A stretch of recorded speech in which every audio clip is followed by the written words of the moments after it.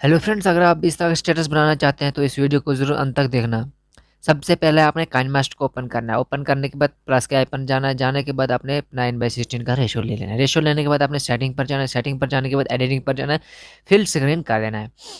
Fill screen enable करने के बाद आपने मीडिया पर जाना है। मीडिया पर जाने के बाद आपने यहाँ से इमेज सेलेक्ट कर देनी है, जो वाली इमेज आपने लगानी है। जैसे कि देख सकते हैं मैंने ये वाली इमेज लगानी है, तो इन इमेज सेट कर दूंगा। सेट करने के बाद आपने बैक आना है। बैक आने के बाद आप इमेज पर दबाने के बाद आपने क्रॉप के ऑप्शन पर जाना है। जाने के बाद इसको आपने जूम करके स्क्रीन के सेंटर में फिक्स कर देना है। आपने हर एक इमेज को वैसे ही कर देना है। हर एक इमेज को आपने वैसे करने के बाद, हर एक इमेज को आपने सेट करने के बाद आपने फिर इमेज पर दबाना है। इमेज पर दबाने के बाद विग्निट, फिर इमेज पर दबाने के बाद विग्निट को इनेबल कर देना है। आपने हर एक इमेज को विग्निट को इनेबल कर देना है, कुछ इस तरह का। फिर ये करने के बाद आपने हर एक इमेज की लेयर को छोटा कर देना है। जैसे कि जैसे मैं हर एक इमेज की लेयर को छोटा कर दूंगा। ये सब करने के बाद आपने कुछ इस तरह का इंटरफेस बन गया। फिर आपने बैक आने के बाद एक्सपोर्ट कर देना, सेव कर देना आपने गैलरी में, कुछ इस तरह का।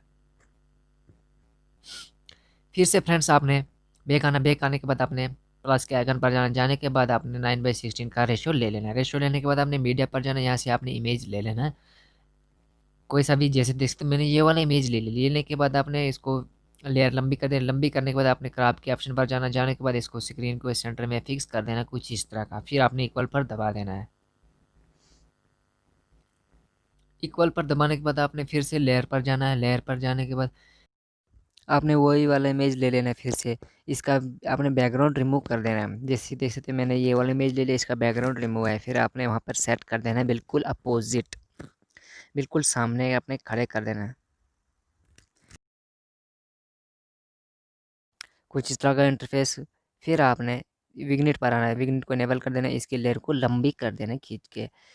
फिर से आप एक बार में प्ले कर, फिर आपने लेयर पर जाना। लेयर पर जाने के बाद मीडिया पर जाना। मीडिया पर जाने के बाद आपने यहाँ से आग वाला टेम्पलेट लगा देना। जैसे जैसे तो मैंने ये आग वाला टेम्पलेट लगा दिया, इसको मैं थोड़ा क्रॉप करके कुछ एडजस्ट कर दूंगा। एडजस्ट करने के बाद आपने नीचे एडजस्ट कर देना, कुछ इस तरह का।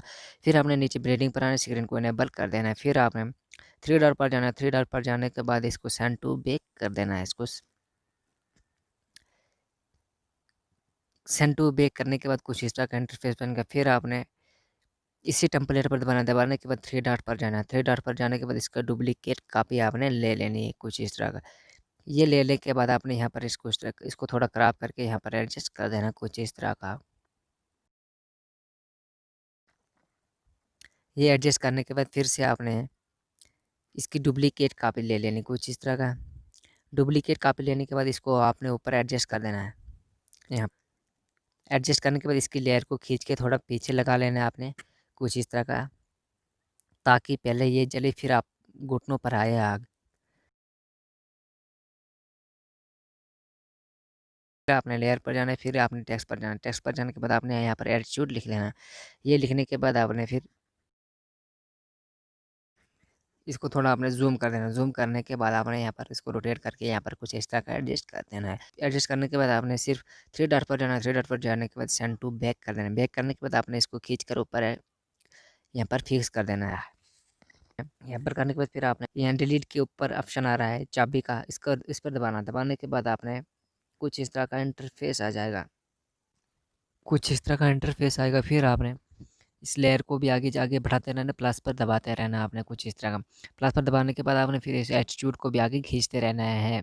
जैसे कि जैसे मैं इसको प्लस पर दबा रहा हूँ और लेयर को भी आगे खींच रहा हूँ और एटीट्यूड को भी आगे खींच रहा हूँ। फिर आपने एंड तक इसको खींचते रहना। एंड में इसको आपने गायब कर देना पूरा ही। जैसे कि जैसे मैंने इसको पूरा ही एटीट्यूड को गायब कर दिया, कुछ इस तरह का।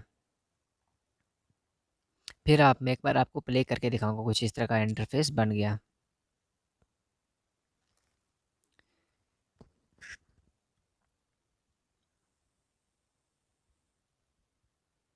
ये सब करने के बाद आपने फिर से लेयर पर जाना। लेयर पर जाने के बाद मीडिया पर जाना। मीडिया पर जाने के बाद आपने यहाँ से जो वाली एक्सपोर्ट की थी वीडियो, उसे ले लेना।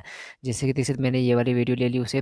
फिर आपने वीडियो पर दबाने के बाद विग्नेट को इनेबल कर देना, कुछ इस तरह का। इसको आपने 3 डॉट पर जाना। 3 डॉट पर जाने के बाद इसका 2-3 का डुप्लीकेट कॉपी ले लेनी, कुछ इस तरह का।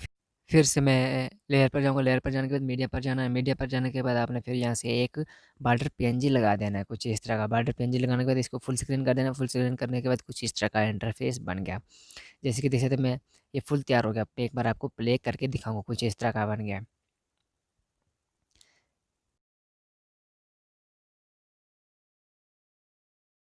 फुल तैयार होने के बाद आपने इसको एक्सपोर्ट कर देना है, एक्सपोर्ट करने के बाद आपने सेव कर देना है गैलरी में। यहाँ से आप अब किसी भी प्लेटफ़ॉर्म, किसी भी सोशल मीडिया पर आपने शेयर कर सकते हैं यहाँ से।